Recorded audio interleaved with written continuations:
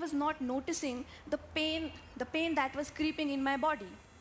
I started to feel the pain in my joints and my elbow and every joint of my body, and after some time I was bedridden. My parents took this decision with their meager resources to take me there.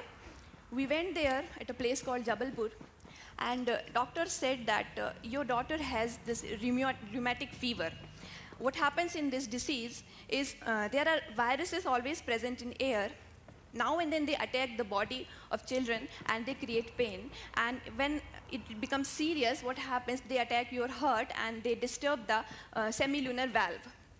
And in some cases, it leads to death also. It was a shock for them.